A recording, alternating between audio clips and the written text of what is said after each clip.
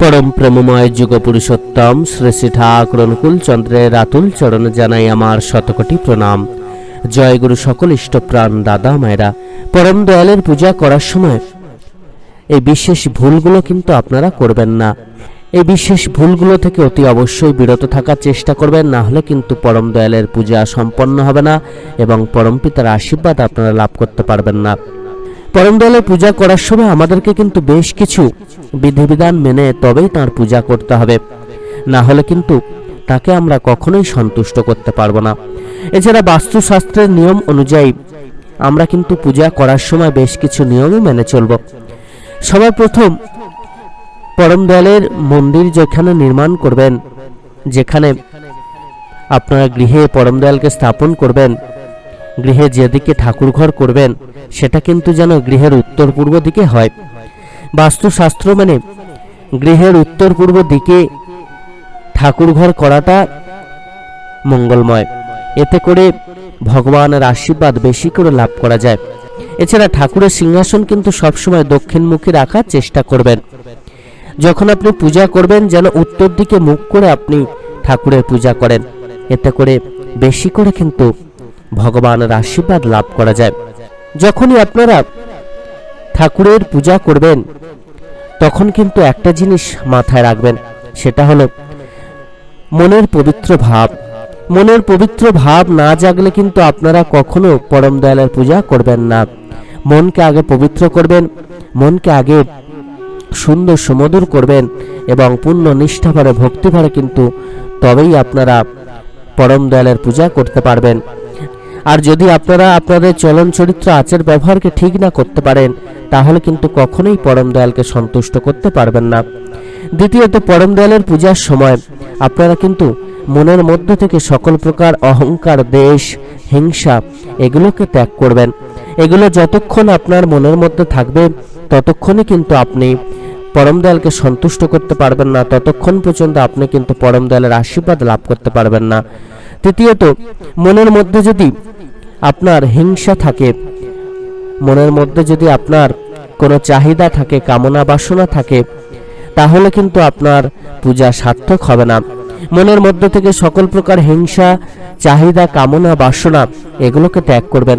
অনেক সময় আমরা ভগবানের পূজা করি কিন্তু তার কাছে চেয়ে বসি অর্থ, সম্পত্তি, প্রতিপত্তি, এই সমস্ত জিনিস আমরা চেয়ে বসি।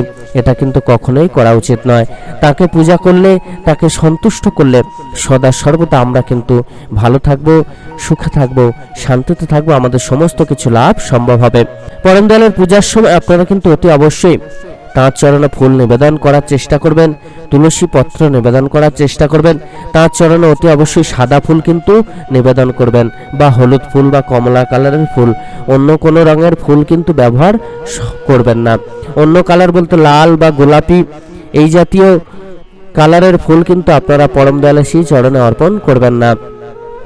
বড়বার শ্রী চরণে আপনারা লাল ফুল অর্পণ করবেন, শ্রী শ্রী আচার্যদেবের চরণে কিন্তু আপনারা সাদা ফুল বা হলুদ ফুল অর্পণ করবেন। প্রত্যেক দিন চেষ্টা করবেন পরম দয়ালের পূজার জন্য যে ফুল আপনারা তাঁর চরণে নিবেদন করবেন সেটা যেন সতেজ হয়, টাটকা হয়। পূজার ফুল যেন না বাসি না হয়। এছাড়া পূজার ফুল সবসময় পূজা দেওয়ার পরে আপনারা কিন্তু পরের দিন সেটাকে জলে ফেলে দেবেন। ফুল শুকিয়ে যাওয়া পর্যন্ত অপেক্ষা করবেন না। এটা কিন্তু গৃহের মধ্যে দারিদ্রতা নিয়ে আসে এবং রোজ ফুল দিয়ে ভগবানের পূজা করার মধ্য দিয়ে কিন্তু গৃহে শান্তি ফেরে, গৃহের মধ্যে শ্রী বৃদ্ধি পায়, গৃহের সমস্ত প্রকার দোষ কাটে, সহজে গৃহের উন্নতি কিন্তু সাধিত হয়। শাস্ত্রে বলা হয়েছে যে রোজ যদি সতেজ ফুল দিয়ে পূজা করা হয়, সতেজ ফুলের মধ্যে যে সুগন্ধ সেটা ভগবান পছন্দ করেন এবং গৃহেও কিন্তু একটা সুন্দর সুমধুর পরিবেশ সৃষ্টি হয়। তাই তো আমরা প্রত্যেকেই চেষ্টা করব শুদ্ধ তাজা ফুল দিয়ে ভগবানের পূজা করার, পরম দয়ালের শ্রী চরণে ফুল অর্পণ করার। এছাড়া এক ফুল কিন্তু দুবার পরম দয়ালের চরণে নিবেদন করবেন না, এটা কিন্তু মাথায় রেখে আপনারা অতি অবশ্যই চলবেন। সকল ইষ্টপ্রাণ দাদা মায়েরা, পূজা করার সময় আপনারা কিন্তু এই বিশেষ জিনিসগুলি অতি অবশ্যই মেনে চলবেন। এছাড়া পূজা করার সময় আপনারা অতি অবশ্যই একটা জিনিস মাথায় রেখে চলবেন, যে ফুলটা আপনারা অর্পণ করছেন বা অর্পণ করার আগে যদি সেই ফুলটা পড়ে যায়, সেই ফুলটা কিন্তু পরমপিতার চরণে দেবেন না, বা অর্পণ করার পরে যদি সেই ফুলটা নিচে পড়ে যায় সেটাও কিন্তু তুলে জলে ফেলে দেবেন, সেটা তাঁর চরণে আর দেবেন না। সেই ফুল নিচে পড়ে যাওয়াটা, বা চেষ্টা করবেন সবসময় ফুল যাতে নিচে না পড়ে। পরম দয়ালের চরণের ফুল যখন আপনারা তুলে ফেলে দেবেন তখনও যেন সেই শুকনো ফুল নিচে না পড়ে, এটা কিন্তু আপনারা চেষ্টা করবেন। এছাড়া পূর্ণ ভক্তিভরে শ্রদ্ধাভরে পরম দয়ালের কিন্তু পূজা অর্চনা করবেন, তার নাম জপ করবেন, তার সাধন ভজন করবেন। তার নাম জপ বিনা কিন্তু তার পূজা সার্থক হবে না। যখনই আপনি পূজা করবেন, পূজা করার আগে তার নাম জপ করবেন, তাকে আবাহন করবেন এবং সেই জায়গাটা বা আপনার গৃহকে স্বর্গসম করে তুলবেন।